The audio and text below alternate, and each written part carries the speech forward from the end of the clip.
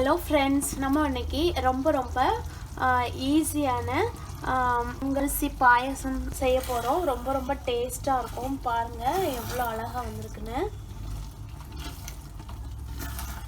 ரொம்ப ஈஸியாக பண்ணிடலாம். ஒரு 20 நிமிஷத்துலேயே நம்ம வந்து ஈஸியாக பண்ணி முடிச்சிடலாம். பார்க்குறதுக்கே சாப்பிடணும் போல் இருக்குல்ல. வாங்க இதை வந்து எப்படி பண்ணுறதுன்னு பார்க்கலாம். இப்போது ஸ்டவ் ஆன் பண்ணி ஒரு பேன் வச்சுட்டு அதில் ஒரு கப் அளவுக்கு சர்க்கரை சேர்த்துட்டு அதில் ஒரு அரை கப் அளவுக்கு தண்ணி சேர்த்துக்கலாம். தண்ணி சேர்த்து இது நல்லா உருகி பாகானதும் நம்ம வந்து இதை வடிகட்டி எடுத்து தனியாக வச்சுக்கலாம். பாருங்கள், சர்க்கரை பாகு வந்து நல்லா கரைஞ்சி வந்துடுச்சு.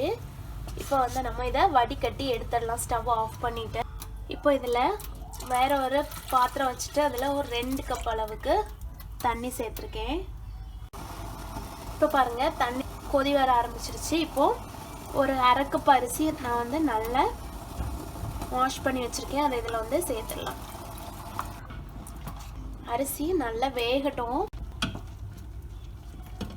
இப்போ பாருங்கள், ரைஸ் வந்து நல்லா வெந்துடுச்சு. ஒரு 4 ஏலக்காய் சேர்த்துக்கலாம். சேர்த்துட்டு நம்ம வந்து பாகு எடுத்து வடிகட்டி வச்சுருந்தோம்ல, அந்த பாகையும் இதுக்கு கூட சேர்த்துக்கலாம். சேர்த்துட்டு இனி இந்த பாகுலையே நல்லா அந்த ரைஸ் வந்து வேகட்டும். இப்போ பாருங்கள், நல்லா கெட்டி ஆயிடுச்சு. இந்த டைமில் ஒரு பிஞ்ச் ஏலக்காய் பொடி சேர்த்துக்கிறேன். ஒரு பிஞ்ச் போதும். நல்ல ஒரு வாசனைக்காக தான். இப்போது இன்னொரு பேன் வச்சுருக்கேன். அதில் ஒரு டேபிள் ஸ்பூன் அளவுக்கு நெய் சேர்த்துக்கலாம்.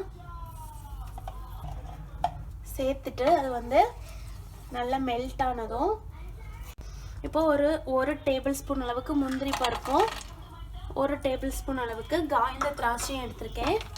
அதை வந்து நல்லா வறுத்துக்கலாம். பாருங்கள், நல்லா பொரிஞ்சிடுச்சு. இப்போ நம்ம வந்து அந்த அரிசி வேக வச்சோம்ல, அதில் சேர்த்துடலாம். இப்போ நம்ம வறுத்தெடுத்தோம்ல, அதை வந்து அந்த நெய் கூடயே நம்ம வந்து இதில் வந்து ஆட் பண்ணிடலாம்.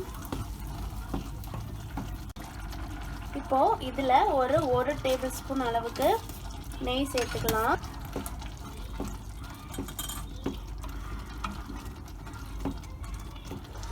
ரொம்ப ஈஸியாக சீக்கிரமாக செஞ்சிடலாங்க. இல்லை இதை விட சீக்கிரம் செய்யணும் அப்படின்னு நினச்சிங்கன்னா ரைஸை வந்து ஒரு 2 விசில் விட்டு வேக வச்சுட்டு அதுக்கப்புறமா நம்ம பாகு எடுத்தோம்ல, அந்த பாகில் விட்டு கொஞ்சம் வந்து அந்த பாகு அந்த ரைஸ்குள்ளே இறங்குனதும் மறுபடி இதே ப்ராசஸில் வந்து செய்யலாம். இதில் இப்போது ஒரு டேபிள் ஸ்பூன் அளவுக்கு துருவின தேங்காய் சேர்த்துக்கலாம்.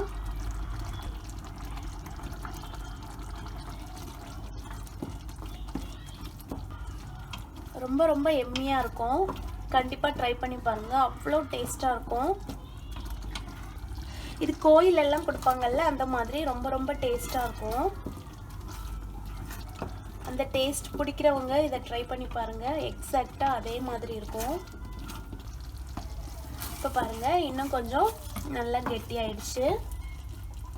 இப்போ ஒரு 1/2 டேபிள் ஸ்பூன் அளவுக்கு இன்னும் கொஞ்சம் வந்து நெய் சேர்த்துக்கிறேன். சூப்பராக ரெடி ஆயிடுச்சு. நம்ம இப்போ வந்து ஸ்டவ் ஆஃப் பண்ணிக்கலாம்.